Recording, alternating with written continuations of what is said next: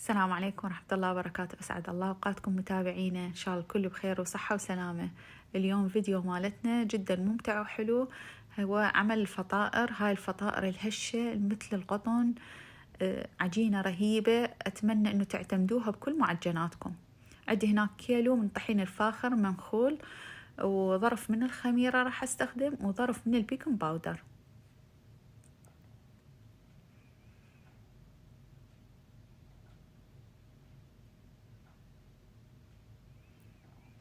الخميرة حتى تخلي يعني يضاعف حجمها.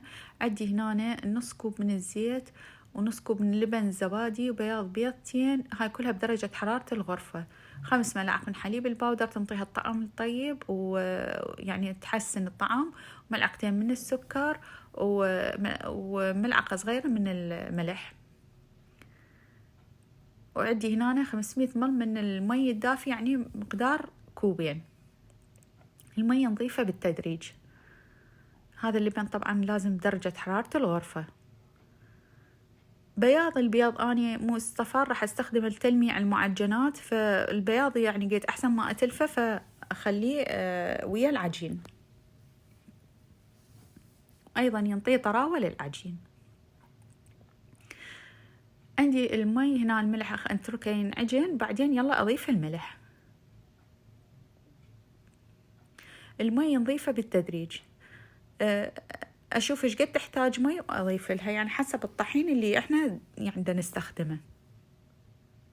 إذا شفت العجين هنا دا أختبرها، أشوف العجين إنه بعد دا يلزق، فراح أضيف لها تقريبا يعني فد ملعقة كبيرة من الطحين، وأعجنها. ما نضيف هواية، وما أريدها أنا تصير قاسية العجينة. شوفوها شلون طرية،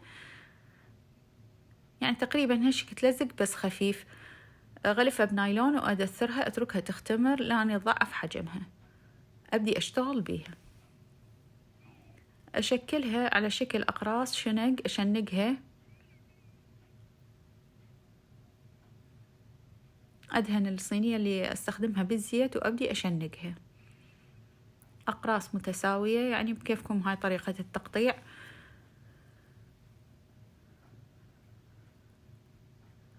وأبدي أشكل يعني الشنق، أتركها ترتاح تقريبا 5 دقائق، يلا أبدي أشتغل بيها. أفتحها،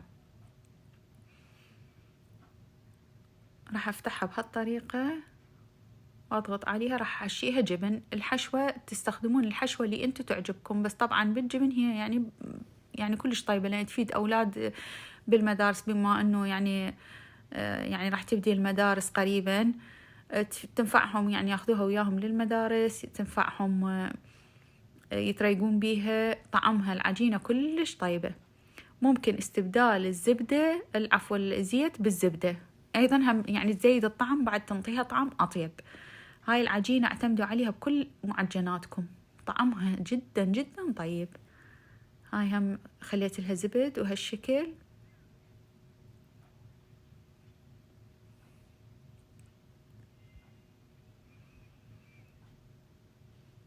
اكو شي غريب بالفيديو، اتمنى انه تكتبوا لنا اياه بالتعليقات. هاي صفار البيض 2 عندي لان كلش صغار، فاخلي لها هنا راح اخلي لها قطرات من الفانيلا السائلة وشوية حليب، واخففها وابدي ادهن بيها وجه المعجنات. طبعا هاي المعجنات ورا ما كملت تشكيلها اتركها تختمر تقريبا يعني ربع ساعة نص ساعة، يضاعف حجمها.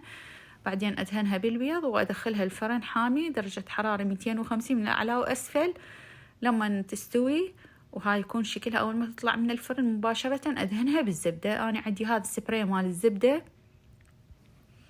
ارش عليها هاي وهي حارة اول ما تطلع من الفرن، حتى تصير بيها هاي اللمعة الحلوة وطعمها يصير حلو وتصير طرية. وايضا هماتين احنا متعلمين انه كل معجنات اغطيها حتى لا تنشف، حتى تبقى طرية.